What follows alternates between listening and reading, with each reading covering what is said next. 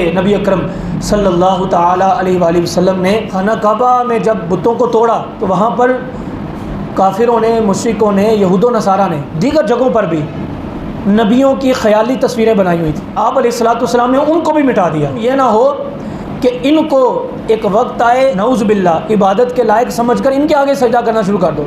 جو لوگ مٹی کا بت بنا کر اس کے آگے سجدہ کر لیتے ہیں، ان سے کوئی بعید نہیں تھا کہ وہ مستقبل میں نبیوں کی تصویروں کو سامنے رکھ کر اس کے آگے سجدہ کر لیں۔ اللہ کے حبیب علیہ السلام نے ان کو بھی ختم کرایا۔